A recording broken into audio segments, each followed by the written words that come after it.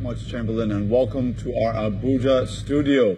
I have with me two gentlemen this morning to discuss the upcoming presidential contest next year. I have Mr. Showunmi, who is the spokesman for the Alhaji Atiku Abubakar for President campaign, and the spokesperson for the Buhari campaign organization, Mr. Festus Keyamo. You're very welcome to the program, gentlemen. Thank you for inviting us. Thank you for having me. Mr. Showunmi, let me start with you. When you look at the upcoming election, and you know the issues are many, there's so many things going on in the country, so many policies and programs being forwarded by both candidates. Discuss why it is that you believe Alhaji Atiku Abubakar is the man for this moment in our nation's history. Thank you very much for that beautiful question. From time to time, the beauty of democracy is that if it's stamped democracy, people must go back to the electorate, they must review the state of things in their country, and they must try to determine where are they in terms of where they wish to be. We are of the opinion that right now in Nigeria, not by our own promptings or our own stimulation, that Nigeria has lost more jobs for a population that is young and growing. At the last count, 12 million or thereabouts, sometimes 13 you hear. And therefore, you need someone that can really create jobs because we have a young population. The implication of having a young population is that you can really double your population in a very short time. And if you are not taking job creation very seriously, you could implode your country just on the weight of number of people. So you need someone who can create job. Atiku can create job. You need to look at the country and ask yourself, why is it that we're not growing at the rate that we need to be growing in terms of economic development? At best, after being in recession for a long time, we're just about 1% or thereabout growth now. And the population is growing at about 3%. So it means that we have a negative growth. The indicators from the CBN, from the World Bank, is that we could slide back into a recession if we're not careful. Why is that happening? You need to bring someone into the government who understands how to run government and open it up so that private sector dictates, can then push government, and you can create good opportunity for people for private sector people to come and help you develop the company like you see all over the world. Atiku is a businessman. He's run a business well. He knows what it takes to partner with private sector. He knows what it takes to bring foreign direct investment in the country. He's done it before and he can do it again. Nigeria is very divided now. We fought a civil war some time ago, and for some reason or the other, we found ourselves in a situation where the country is just divided. We're no longer dealing with just terrorism. We're dealing with animal and farmers and herdsmen. We're dealing with kidnapping. We're dealing with a whole lot of issues that have seemed to divide us, both around ethnic lines, around religious lines, and all of the lines that you can possibly imagine. You need someone who has significant buy-in from all of the sections of the country, who can pull us back together again, a Democrat who listens and takes consensus, who considers restructuring or the conversation around restructuring important enough to hold. Nigeria has major security challenges. These security challenges have been, a lot of people have tried to solve them, but somehow we've not been able to. We have the opinion that one of the reasons why we're not able to solve the GDP, the security problem in the country, is because we have not been able to find someone to manage our cross-border issues. We have about 4,000 kilometers of border. You need to find someone who can, Atiku can do that. So we believe that Atiku can get Nigeria working again. He can put food on the people's table. He can get the economy working again. We cannot be the most miserably poor people in the world and be happy with that. We need someone who's going to bring business-like discipline into the running of government. And that's why we're saying, let's get Nigeria working again. Let's put Atiku in charge. Before we get deeper into the issues, policies, and programs being put forward, I want to ask Mr. Keyamo now the same question. Why is it that President Muhammadu Buhari, as an incumbent, is the man for the moment in this country? Well, you know, one of the best things that has happened to us as a party and to President Buhari is the emergence of Atiku Abubakar as the presidential candidate of the PDP. And why is this so? It is so because Atiku Abubakar cannot run on promises. And that is the picture my friend has tried to create here. That he's coming with loads of promises. He has been a businessman. He has created jobs and all of that. And they want to ride on the emotions of the people because of the unfortunate slump in the economy due to slump in oil prices that happened in the last 3 years, from which we are pulling out of now. And they want to ride on these emotions to ride to power. But then they have reached a dead end. Because Atiku Abubakar has a record in public office and in creation of jobs. So I want everybody to get it clear this morning that Atiku Abubakar cannot run on promises and on this whole thing about running a private business. He's not Donald Trump that came all the way from private business straight to the presidency of America. He has been vice president. He claimed those records because he keeps saying when we were in power, when we were in power. So if he wants to take the credit of that period, he also has to take the liability of that period. So everybody should steer Atiku Abubakar away and his team. They should steer them away from all those nebulous private jobs, private business kind of thing. They should steer them away. He cannot run on those records. The books are not open to Nigeria. Nigerians don't know what is happening in those companies. Some are folded up. We want to run on his public record. How did Atiku Abubakar create jobs when he was vice president? What we saw was a colossal failure in terms of management of public institutions. Under him, under the privatization program, NITEL became a disaster. I'll give you an example of one of the things he did when he was in power. That is the record we're running on. It's not about one university somewhere. We're going to come to all that. And one eatery has opened and all those. Now, we are going to come to that. Let me tell you one of the disasters that happened under him. Very quickly, please. As job creation. NITEL, at that time, government put up NITEL for sale under the privatization program. They invited a company called ILL, International London Limited, to come and buy NITEL. And they promised they were going to bring a lot of inflows into the country when they purchased NITEL. They were going to bring funds from outside the country. What happened? It was only 10% funds they could muster. They could not muster the remaining 90% funds. They had to source the funds locally from local banks. And that is what affected First Bank. First Bank almost collapsed with that deal. After some time, they had to cancel that private. People lost their jobs. They were, all these public institutions, they sacked them out of their jobs. Somebody wants to create jobs. And then what happened? They now brought in a company called Pentascope. They said Pentascope come and manage NITEL and make it profitable. After nearly 2 years, Pentascope left a liability of 19 billion for NITEL. They had to sack Pentascope and threw them out of the country. They brought BP. They said, okay, BP should manage NITEL. BP also left the NITEL in ruins. Before finally Obasanjo and his cronies and company, they used this, what's it called, Transcorp, to finally shred NITEL to pieces and all the assets of NITEL were sold. That is just one example. Time will not allow us to see the disaster of an Atiku presidency we are going to see. And Mr. Keyamo, in fairness to the administration of former President Olusegun Obasanjo and Vice President Atiku Abubakar, one of the major successes of that administration was in the telecoms industry. We saw that industry completely liberalized. We know what impact that has had on the nation's economy since then. So can you really just kind of point to the bad without, reflecting the good that was done, particularly in that sector? One of the greatest lies we have been told since when they said Mongo Park discovered River Niger. That's one of the biggest lies. One of the other lies we have been told, the biggest lies is that they liberalized. There was some kind of revolution in the telecoms industry. GSM was sweeping around the world. In fact, Benin Republic got it before us. A poorer country.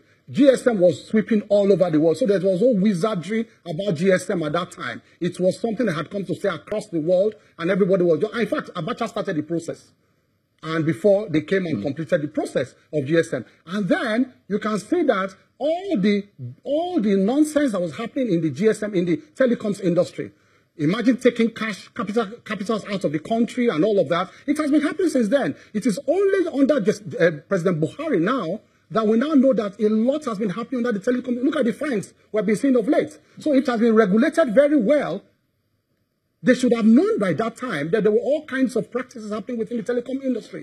So I want to go. I need to. After some time, if he thought, I need to come into our own job creation because I've criticized the past. Yes, that's exactly. That was my point. My initial question was about why it is that President Buhari is the man of the moment. You haven't answered that yet. Yes. Very quickly, please, because he has to respond. Now, look at all the deliberate efforts by the Buhari regime to create jobs, despite the mess they met on the ground, despite recession. Now, have you seen the social investment programs? What they have done is that they have instituted various programs to try to bridge the gap Of course, the number of population we are bringing out, the workforce we are bringing out, is not as commensurate as the kind of jobs we are creating. I didn't start yesterday. It started long ago during that time. The Empower scheme is one very important scheme where even graduates are trained in little skills here and there for them to know how to empower, to create, to open small businesses and empower themselves. There are other aspects of the Empower program that empowers traders, empowers farmers, empowers small-time people. Mr. Campbell, so, you've had your chance. I really want to get the response of Mr. Showunmi. There's a lot to respond to. Please go ahead. Well, I'm not exactly surprised that when you asked them to say what they wanted to do for Nigeria going forward, they had absolutely nothing to say. I'll just go back to the 1999 Obasanjo Abubakar time so that we can have an idea of where the country was and what they did. In 1999, the country had just come out of a very difficult pro-democracy agitation, almost a fire state situation. The Nigerian economy was depressed. Everybody knows that. What did ATIKUs and Obasanjo do immediately? The first is that they tried to reflate the economy. And that was when you started having increase in salaries for teachers and you could buy cars and all of that, and we grew the economy. The second was that they started to introduce policies that could endure.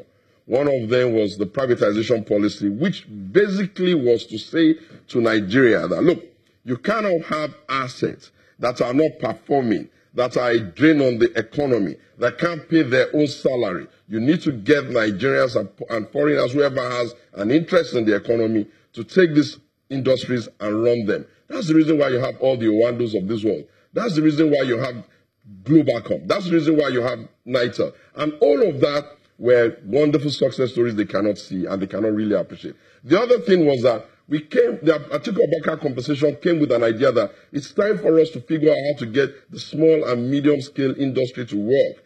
We created the banks that were giving them loan. We created a lot of facility. We created a framework that has produced a lot of small businesses running the economy. You know what other thing we did? We figured out that Nigeria was doing procurement at a price that was higher than everybody else in the world. We didn't start jumping around like cowboys, insisting on shaming the whole country. No, we did the Procurement Act to ensure that the price at which we buy things across board was consistent with what the budget was doing. Do you know what other thing we did? We found out that Nigeria could not even get certified. That meant that we couldn't write a letter of credit and allow other countries to respect it. You needed to bring the actual physical card to solve that problem. Rather than start saying all Nigerians are corrupt, the military is corrupt, the country is corrupt, even the unborn generation are corrupt, we created EFCC, we created ICPC, we created institutions that can solve the problem. Did we solve every problem we had intended to solve, or was the privatization idea a capsule that would make every company successful and every buyer? Obviously, that's not how it's envisaged anywhere in the world. But in the flip side of it, we could have stayed with only NITA, so that by now people will queue before their friends' houses just to take calls all over the world. You cannot quantify the quantum of growth that has happened in Nigeria just because people now have the ability to communicate. You cannot quantify the amount of financial transaction that takes place in Nigeria now just because under that government again, we were able to start doing electronic money to ensure that there's a bit of financial inclusion. And the icing on the cake was that the economy was growing steadily. And before he comes up with all the caca around the price of oil, the price of oil was very low. It was just in its 20s. And now, right now, whatever argument they're making about fixing the economy is laughable.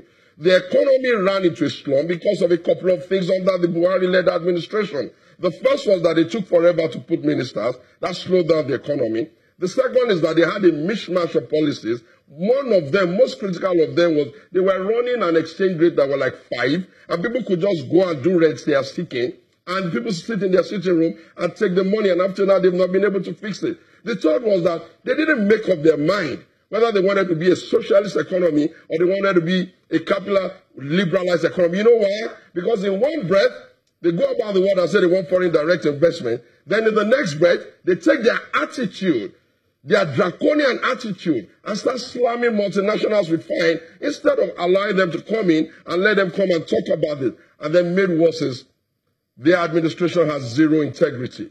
They say one thing in the money, they do another. First, they said that they don't even know the meaning of subsidy.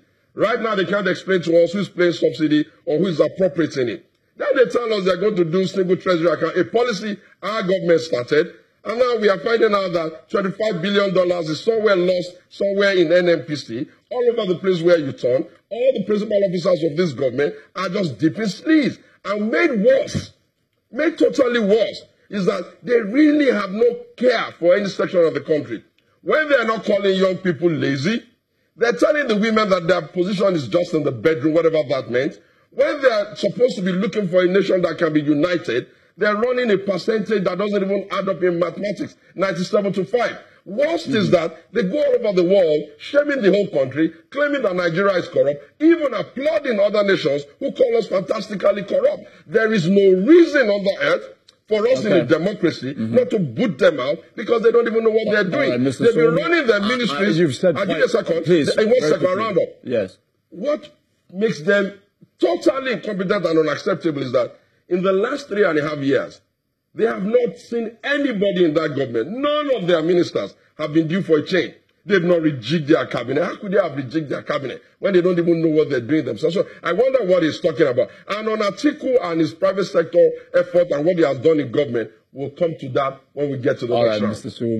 Showunmi. Now I'm going to give you Mr. Kiyama. Go ahead and respond. Now, you can see that in all of his narration between 1999 and 2007, he conveniently, avoided how they tried to diversify the economy. There was no single plan to diversify the economy. This is about the first government that has made the deliberate plan to run away from the oil sector. The mono economy we run. Have you seen the content of the economic recovery and growth plan that the whole world has applauded? The whole of the European leaders have applauded that this is one of the best programs, economic program you have put on, on ground to pull the country out of poverty and pull it out of recession. It concentrates on expanding the economy beyond the mono economy. And that is why you see today that agriculture is one of the best ever, earner of foreign earnings beyond oil. It is one of the, because you see the statistics. In the first quarter of 2018, we earned 577 billion naira, first ever in history, from agricultural produce. Look at the Anchors Borrower program of the Central Bank of Nigeria. That gives about loans, about 80 billion naira loans. We give to about 350 small-time farmers, rice farmers, and all kinds of. And then they are all, happy and grow. That is creation of jobs. They avoided that entirely. There was no program like that they had under their government. What we had under the Obasanjo Atiku government was nothing but sleaze. You can see that he avoided the NITEL issue I talked about. And why NITEL? It was only NITEL. Almost all public institutions folded up under them at that time in the guise of privatization. We don't say privatization is all right. No, he raised many issues. I need to address all the issues. I want you to pinpoint what you're talking about. If you're saying there's so much sleaze in the privatization process, he talked about the success. I just told you about what happened in NITEL. He didn't deny it. I understand. And it was under the watch of Abubakar. I'm asking you about, for example, he lauded banking reforms, what he called banking reforms. What are your thoughts? If there were banking reforms at that time, in fact, I'm even happy he raised that issue. What then was Sanusi, reforming? When Sanusi came on board after they left, when Yar'Adua came, what was Sanusi reforming? Because it was under their so-called banking reform that most of the banks almost collapsed with. Inside that dealing, the regulators were extremely corrupt, because they were overlooking the regulators. I want to ask everybody, because everybody followed what happened under Sanusi. Sanusi was brought in by Yar'Adua to reform the rotten banking sector. In other words, what happened between 1999 and 2007 was one of the worst periods in banking in this history in the country. You can see that investors lost their money, people died out of frustration, people died out of hunger, people who put their money in banks lost their money because there were a lot of sleaze in that government. And the simple question I ask is that, what was Sanusi reforming if the banks were okay? What was Sanusi reforming? It was reforming the rot of that period between 1999 and 2007. Now, he talked about the exchange rate. He talked about multiple exchange rates. And he has not given you, don't forget that these are blank and open statements without filling the blanks. Nigerians must ask them to fill in the blanks. You can't make, multiple exchange rates. How does it, in clear economic terms, how does it affect the economy? Can I finish? If you are saying that, if you are complaining about the abuses of it, because don't forget that there's always been multiple exchange rates, dual exchange rates, even from the time of Abacha. They have not been. Because at times, these exchange rates are brought to checkmate the speculators. It's the speculators. At the time where the dollar was scarce and it was just galloping and the black market operators were just, they needed it to checkmate the speculators from, taking it to to an all-time high. And that is why at the point, the dollar began to crash. The price, the exchange rate began to crash. And from 500 or so that it got to, and it has steady between, 360 or 365. He raised other issues about subs. You see, the point is that when I was just about to say he raised a very important issue about the oil subsidy. Yes, because when he raises this issue, I will need more time to fill the blanks. He did not fill the blanks. He talked about subsidy regime, that we are running a subsidy regime that is opaque. What happened under the PDP government, and the difference with what is happening now? What happened under the PDP government was that they were paying for products that did not land at all. That was the subsidy, that was the scam that was happening. It was fraud. The greatest stealing in the history of this country happened under them. And then, what is the evidence of this? You saw the Lawan report, the Senate Lawan report on the spills in the oil sector. You also saw the report of the EFCC and the prosecutions going on now till today. And who were those involved in those scams? You saw the former PDP chairman, his son, was charged to court for oil subsidy. All the PDP bigwigs, they were all involved in this subsidy scam. And then you saw that many of them refunded money. So there was a clear case. That does not address why it is that the oil subsidy is going on now. Now I'll tell you what the difference in what is happening now. Because at that time, they were, like I said, they were paying for products that did not land at all. They will tell you that they are blocked products and that you have to pay them subsidy on those products. They knew, of course, NPC officials knew. Everybody knew that the progress did not come at all. Now, what did Buhari do when he came? He said he wanted to cleanse that industry. He said, first of all, NNPC should take complete charge of importation. At a point, they adapted the capacity of NNPC to do that. But NNPC said, look, I will give you my crude, and I will not do it in exchange value for value like they were doing. You will take my crude, take it, and go and refine it, and bring it for me. Because we have the crude. It didn't make sense that you had a raw product, and you could not convert your raw product to feed your citizens. So NNPC said, look, I'm trying to break it down for ordinary people to understand. So very quickly. Take your crude, go and refine my crude and bring it back. But then the marketers have been brought in only for the premium. Because the landing cost, banking cost, and that is the only part of the importation that NNPC is paying for now to private people. Now, under them, they were paying $86 for the premium under PDP, under that regime of fraud. They were paying $86 because it was not subject to competitive bidding. The Buhari said, first of all, that premium should be subject to competitive bidding. Ajuri, and this is where the catch comes in. The moment it was subject to competitive bidding, it came to a negative. They achieved a negative, and the highest was $7. Just imagine the difference between $7 and $86 because everybody was competing. So it dropped from $86 to $7. And we said, look at the nonsense that's been happening. And because of that, because they were able to pay the premium, now we have saved about $3 billion. Between 2015 and now, about $3 billion have been saved. I want you to go and ask all the normal oil companies getting involved in this. They will tell you. So it won't look like we are just... the companies are available to all Nigerians. Go and ask the marketers. They will tell you what is happening now and how well the industry is run now. But that differential, I'll explain to you. That differential they are paying that they are calling subsidy in another form. Let me tell you how that transparent. It comes at cost of NNPC, cost of operations. You're going to conclude.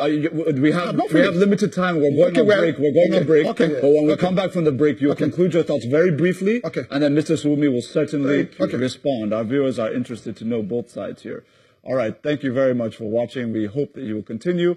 Take a short break. We'll be back in a moment.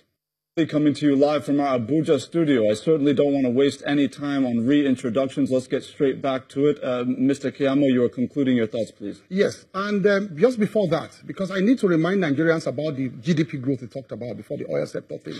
You see, of the 11 countries that went into recession around the world, Nigeria has exceeded All of them in terms of GDP growth. None of them has crossed 1.5, 1.4%. None of them. Nigeria is doing close to 2% GDP growth right now. So let us get that one clear. You're talking about the oil subsidies. Forbes Africa has rated Nigeria as the best performing economy in Africa. You know, the results came out 2-3 weeks ago. We're the best performing, economy in Africa. Now, for the oil sector, I just want to conclude that. So that differential, at the point where there was a subsidy, where there was an increase in fuel price, it was because when there was a slump in oil price to about $28 to $30, that was when they fixed it at 145 naira. In other words, the government wanted to eliminate subsidy at that time. Now, it was because the price of oil now went up, crude went up. As the price of crude went up, the price of production went up, and the byproduct also went up to its normal. So at the point, it was $28 to $30, and we fixed it at 145, 144, 155, the fuel price. It was okay at that time. There was no subsidy. The delta occurred, the difference occurred when crude rose beyond $43 per barrel. It was because that was the benchmark. As it rose beyond 43, the delta subsidy started. The subsidy started. Not subsidy. I'll tell you what happened. The delta started. Not subsidy. The delta started. We started to pull away from the 145. So the landing cost, as it today, came to 203, 205 naira, and we're still paying. We are still selling for 145. Because the president said you cannot suffer the masses. Now, how do they cover it? Not subsidy. Unlike what happened before. Now, the Petroleum Act and the NNPC Act allows the NNPC to make refunds to the federation account, less their net cost. In other words, where they can spend money and return the balance to the federation account by law. Now, when FEC and they all sit down at the end of the month, and NEC, National Economic Council, involving PDP governors, the books are open to them to say, this is the difference we paid for premium. I told you we're not paying private people this time. But this is the question Nigerians are going to have. Why is it, even with your explanation that the separation began at $43 a barrel and we're at 85 now? Yes. Why is it, other than this explanation you've given, that the president doesn't want to put suffering on the masses, why is it that process is so opaque? Why can't it be opened up? Why can't it be made budgetary, for example? No, but it is now in the 2019 budget. Thank you, you have said it. That's why the fact that it is backed by law. I said, go and look at the NNPC Act, go and look at the Petroleum Act. It allows the NNPC to run their costs and then pay the balance to the federation accounts. It is by law. But the fact, you know what Buhari has done? Apart from the fact that the Auditor General audited that spending of NNPC, it is not cash. Don't forget, it is not cash. It is just... What do you mean it's been put in the budget? What has been put in the budget? It is that premium. That money they will pay for landing costs and all of that. It has been put in the 2019 proposal now, the budget. Because the president, apart from the fact that the National Economic Council and the FEC, every month they look at the spending of NNPC. Because it affects the various payments to various states. Okay. So they look at the spending. PDP governors, you can see that he can come here and talk, but even the PDP governors cannot raise this issue. Okay, all right. Mr. Showunmi, we have to give him a chance to respond. Yes, you see, there is a very simple adage that says KISS. Keep it simple, stupid. The reason why they use that adjective is that when you start to use too many words to explain a complicated process that is opaque, you know that something untoward is going on. Look, I'll leave him with all he has said. I'll just tell him what we propose to do when ATIKU becomes president. We have seen that continually these NNPC-related issues are always the fat cow of corruption where everybody just goes to make a mess. And we have asked ourselves, America pumps more oil than Nigeria. They don't have an NNPC. Brazil does a lot with its oil. We don't have a Ministry of Petroleum. Therefore, it is time now to figure out how to rework the entire thing around the petrochemical infrastructure of the country such that it can be run with the discipline of a business and we can eliminate the sleaze. All he's saying about subsidy is totally false.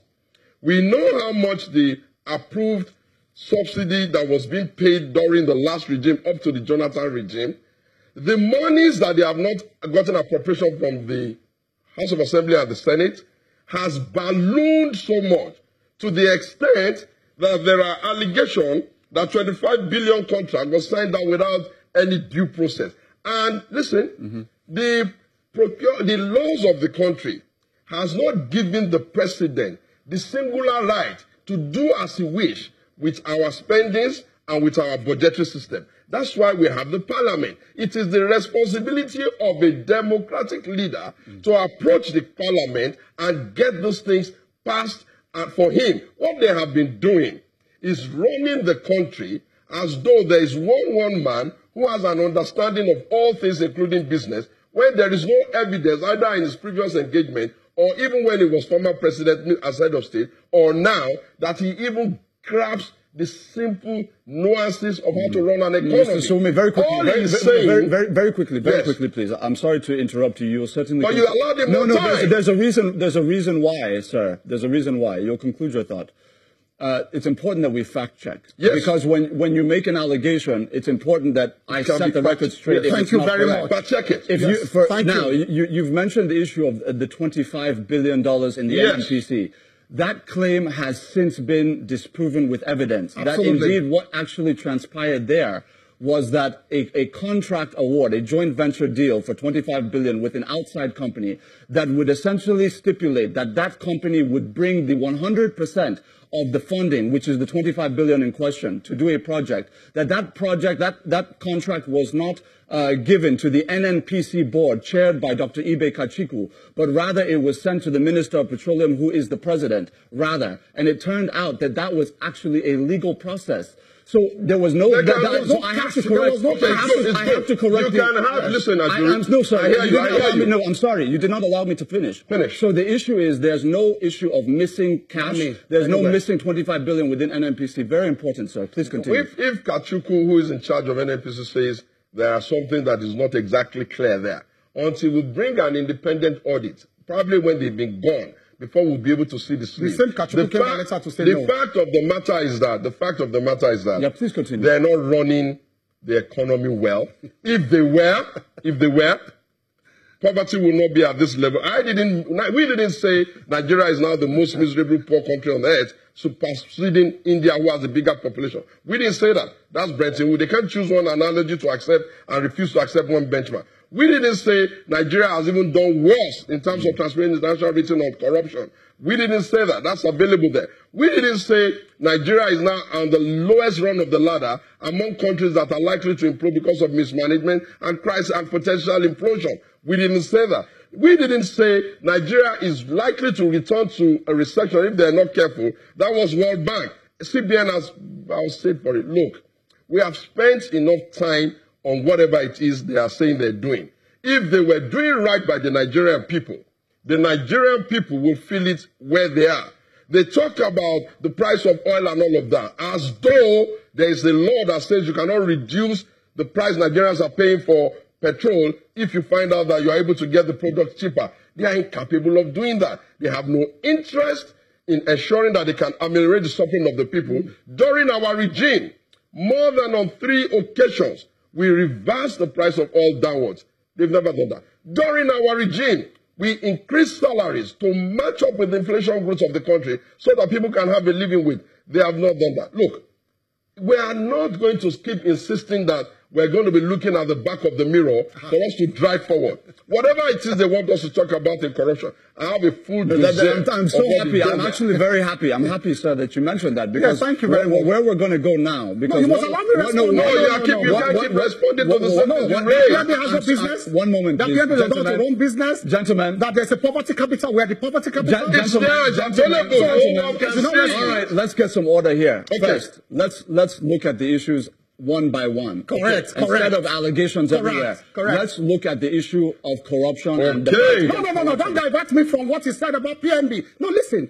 You see, it is important for... Conclude quickly then, please. No. I have to add... Because you see, he's not filling the blanks. I am filling the blanks. No.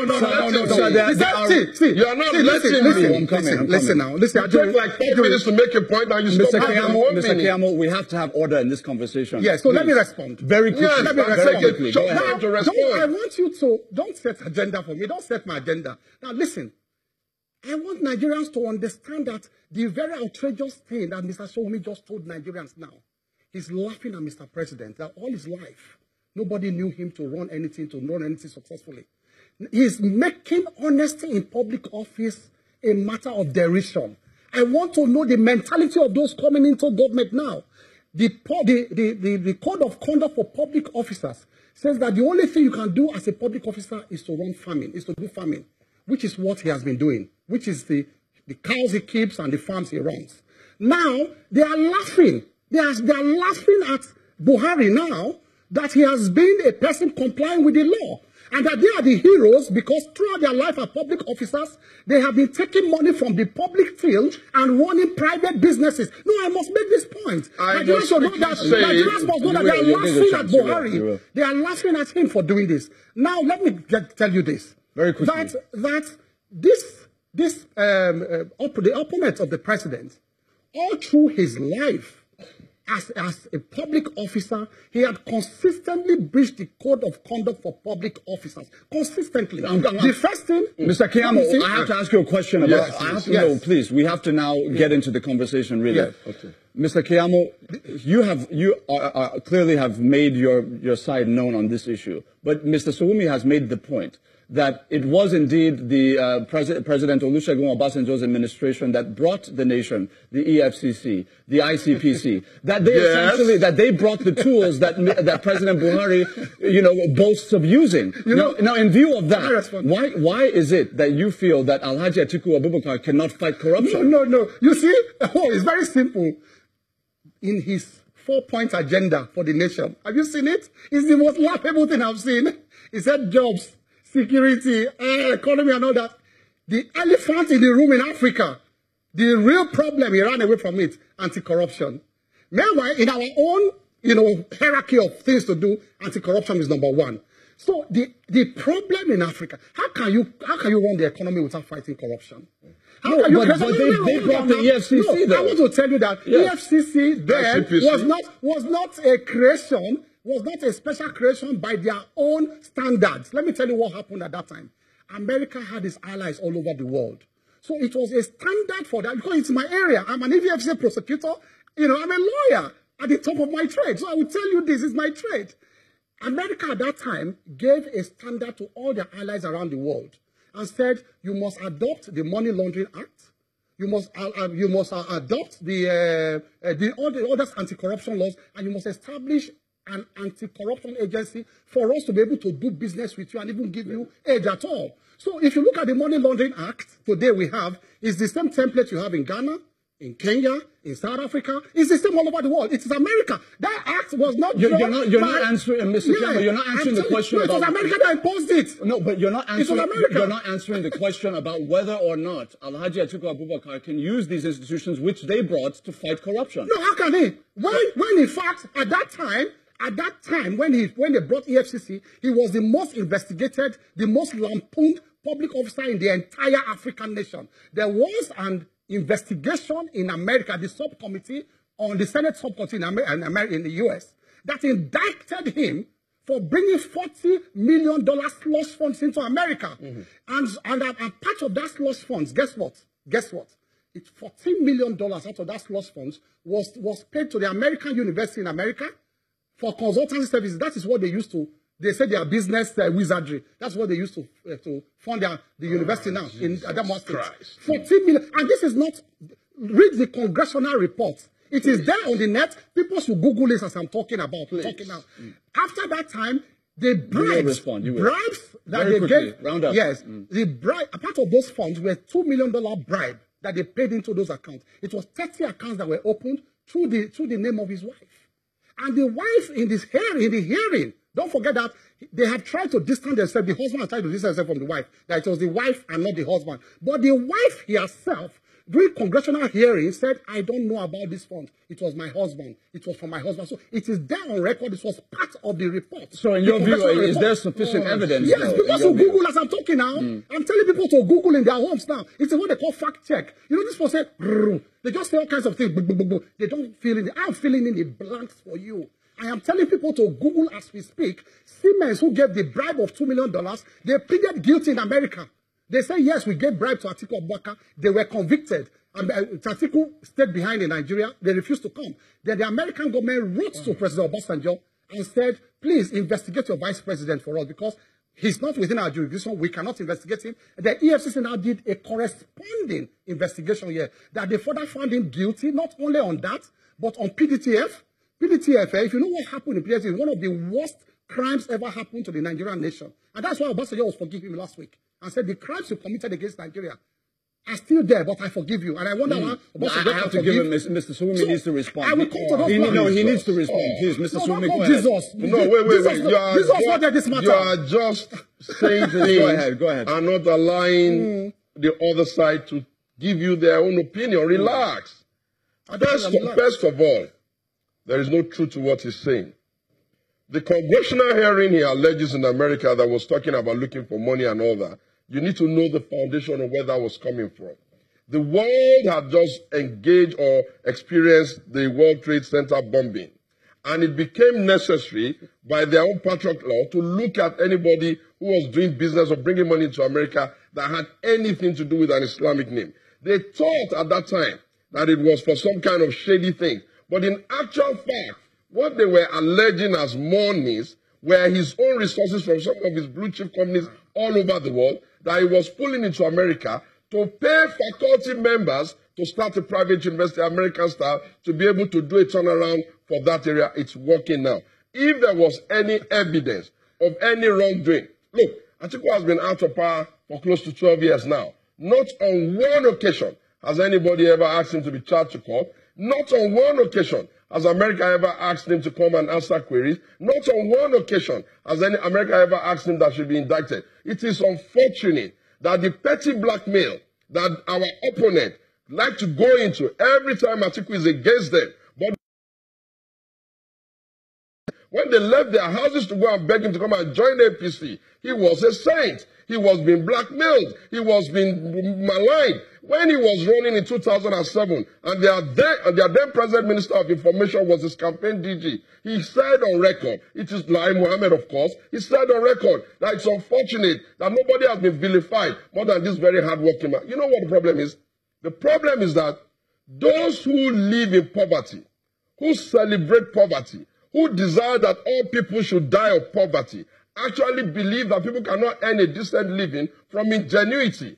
Between 1985 to 2015 was 30 years. If the present president has a desire to do anything at all, be it academic, be it business, 30 good years was more than enough. It is unacceptable for you to say, for my friend to say, that he knows how they brought EFCC. Let me tell you how we got EFCC. You don't know. We got EFCC the same way we got debt forgiveness. The EFCC issue was our banks couldn't write letter of credit that would be respected. His Excellency, the Vice President, had gone on a trip to Brazil, and he had inquired from them, how did you guys manage this? And they gave him an idea, which he came home and distilled with brilliant people, bringing best hands together to create it. And he then remembered of the existence of a super club called Nuru Ribadu, and insisted that he could. In actual fact, he had to find a way to get the money from National BP to start the organization first before he could meet Bejantri. How did we get their forgiveness? He had gone to the World Bank. On the side of a World Bank meeting, he had been standing with the president of the World Bank, not just taking pictures and just trying to be funny. He had asked him, we have a lot of them. How do we track it? They gave him Ngozi Okonjo-Iweala. Within 2 to 3 years, we exited debt. These people have ballooned the debt of Nigeria. The debt Nigeria owes today now, in the 3 years plus that they are in charge, is a whole lot more than the entire debt in 16 years. We're talking about corruption. This all has to do with corruption. And when we get to corruption, let me reel out some of the things. Let me reel out some of the things that we have. The Magu himself, who is the man fighting corruption, was indicted by the DSS. The same organizations work for themselves. They work for the presidency. Under the presidency, up till now, nothing has been said about his houses. Malami, the man in charge of justice, has found himself, even came in before she left, the good girl before they booted her because she was complaining about the sleaze going on, complained about the professional fees they are taking. The plaza that is called Lego Plaza, that they found $448 million cash, who owns it? The 49 million cash they found in Kaduna, who owns it? The plan to 500 million allegation of bribe for the chief of staff, who owns it? I'm really now, listen, I'm reeling out the bits that we have. You cannot be able to give them the specific they demand until they carry themselves out of the place and some other persons audits them. It is the way governments are run. They are going to be busy now. They're going to be busy now. Look at what we have about that bazaar.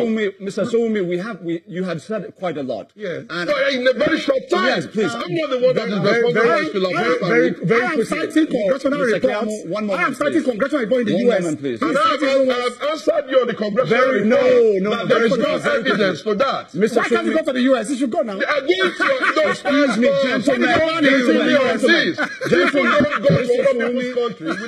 Mr. Showunmi, please. Let's have order, please. Please. We're on national television. Let's have order. All right. Now, look. I need to talk about that. No, I'm coming. Yes. Mr. Showunmi, very quickly. Yes. You have said on the allegation that Mr. Keyamo leveled concerning the U.S. Senate committees, it's not a hearing. It was actually an investigative report. Correct. You have essentially said that this is as a result of a sweeping 9/11 kind of a sifting process. Yes. But I need to say, sir, the fact of the matter is that was a joint investigation by the United States Securities and Exchanges Commission and the FBI into corruption that had nothing to do even with Alhaji Atiku Abubakar, but it had to do with international organizations, U.S.-based international organizations, doing corrupt Halliburton and Siemens. I'll tell you about the Halliburton. I'll tell you about one moment, please. I have to clarify this. These are facts. Yeah, let me now they're investigating these companies for international corrupt practice. In the process of that investigation, they uncovered the link, the bribe that was paid, $2 million, to the wife of the former vice president. So it's very, very clear. It's very important that we do not mix issues, and we're very clear about what we're saying. Yeah, I need to now give me time to respond to each of them. We started with the I-Gate. The I-Gate is the one that has to do with Jefferson. Jefferson told his friends that he was trying to do some kind of their own advance fees for take $100,000 from somebody underneath the pretense that he knows the vice president of Nigeria. When they did their investigation, they found all the money either stuck in his fridge or in some places. Nothing to do with us. The only money they could is $800,000 to bribe in Nigeria. Please, can I? Gentlemen, please. One moment, please. You will land, please. 1 moment. Okay. The issue of I-Gate, because it has not been explained, we're just throwing allegations. Yes. What the FBI wiretap heard U.S. Representative William Jefferson say that he needs $500,000 from a businessman to pay Vice President Atiku Abubakar. And when the investigation was completed, did you find any trace or evidence? Did you not read the report that said that when they found the evidence, they found out that all of the money was with Jefferson and the remaining was found in his fridge? No. Yes, Atiku Abubakar was not paid money. That's number one. On the Siemens one. But he was paid for Siemens. The wife was paid. No, hold on a minute.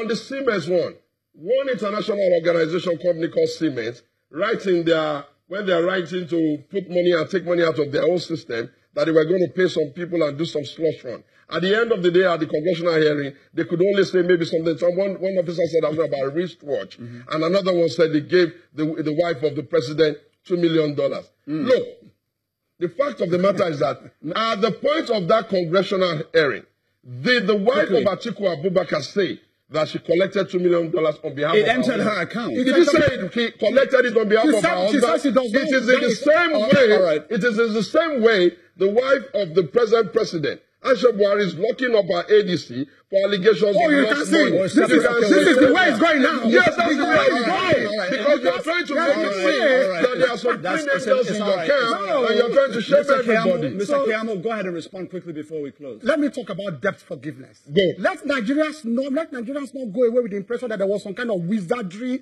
in. It's just interrupting. Some kind of wizardry in negotiating debt forgiveness is a lie. The G8 at that time took a policy to forgive debts in Africa. There was no wizardry on the part of Nigeria. 18 countries benefited. Everybody should Google G8 debt forgiveness 2004, 2000. No. You see this. I always tell people to fact check. He doesn't. I always refer people. Please Google now in your homes 2004, 2005. Debt forgiveness G8. How many countries benefited? 18 countries in Africa. There was no wizardry on our part. There was. And let me tell you this. It's also in an indictment on that government. You know why they did so?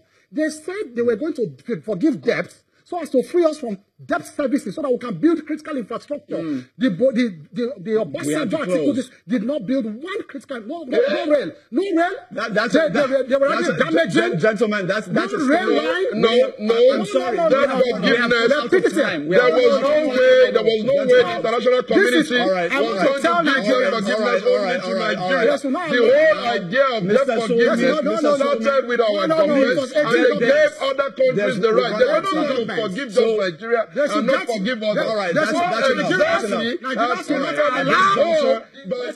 This is like, please, this is unruly.